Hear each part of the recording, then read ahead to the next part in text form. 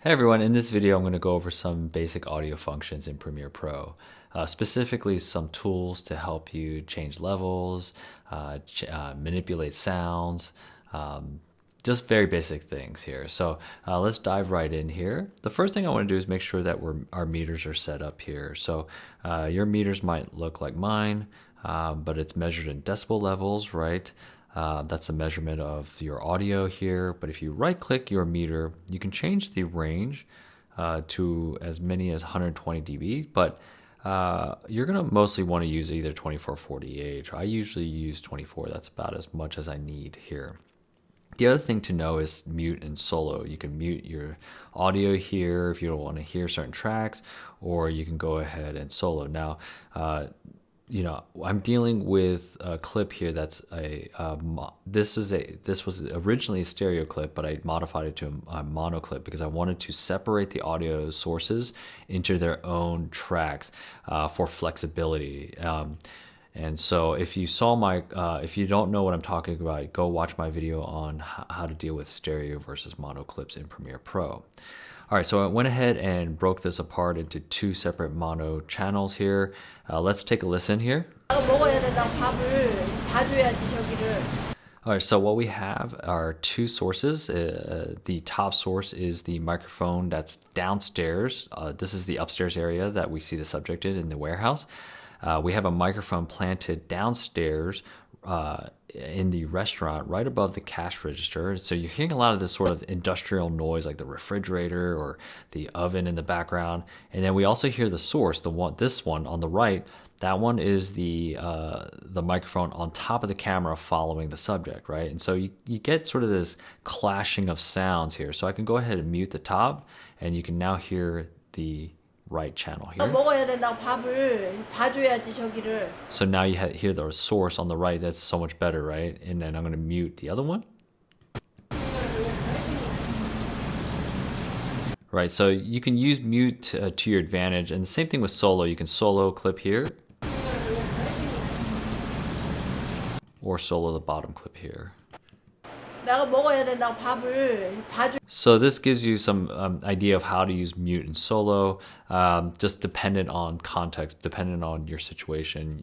Use mute or solo to your advantage. Now, I can go ahead and manipulate sounds through globally or universally by simply dragging this clip line here. And if you don't see a clip line on yours, go to this wrench, which is, if you hover over it, it says timeline display settings.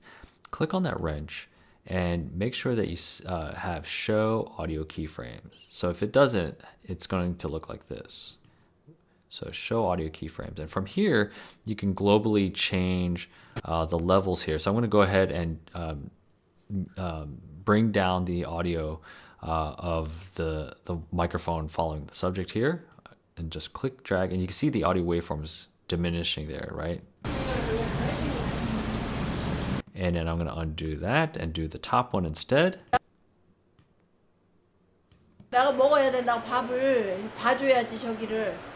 So that gives you a great way of manipulating sound, right? You can globally or universally drag the clip gain line up or down to manipulate sound.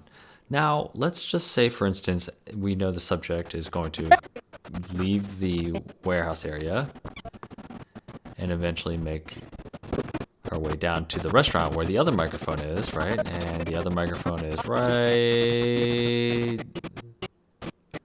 about there, right? So right here now we have a new source. The microphone is right above her head, right above the cash register. So I'm going to raise that up here, right? And it's right above there. And now we still have the camera on top of the microphone on top of the camera here. Now, I did want to, of course, get rid of the sound earlier, right? We want to get rid of that, but I do want to bring back the other microphone just in case I want to use that one instead. But how do I do that if I globally changed the audio across the board? Here's where keyframes can come in. There's a couple ways to do it. Let me show you one way here. I can go ahead and grab the pen tool on the toolbar here, and I can start creating keyframes. So if I click here, and you can see the mouse changing, you see that pen tool there. And if I click on keyframes, I can go ahead and just manipulate the sound while locking other sounds down. It gives you a lot of versatility, right? But instead of using the pen tool, right, because then you're going to eventually have to go back to the selection tool, back to the pen tool, things like that. That could affect your ability to just be more efficient. Instead, I'm going to hold down on the line here, Command, and when I hit Command, you see that the selection tool changes slightly, right? You see that now turns white with a plus sign, and now I can go ahead and set some keyframes there. And I'm going to let go of Command, and now I'm going to click, drag, and hold. And now I can go ahead and bring back sounds that I need, right? And you can also do things like, for instance, if something's peaking, like right there, maybe what you could do is you can go ahead and Command click and bring specific sounds that are peaking and you don't want that to peak, right? So this gives you a lot of flexibility. Keyframing gives you a lot of flexibility to manipulate sounds the way you need it to go, right? One of the things, how do I delete it, right? So I'm trying to delete these keyframes, right?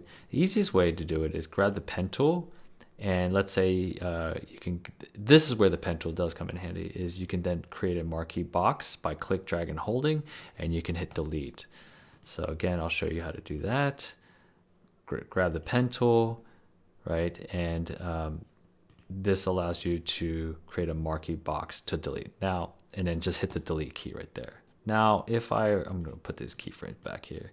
If I wanted to individually get rid of one, you can continue to have the selection tool here, and you can go ahead and just click on a keyframe and just simply hit the delete key. Just make sure that you are intentional about what you're doing, because if you don't actually click on a keyframe, you may accidentally delete something you didn't want to.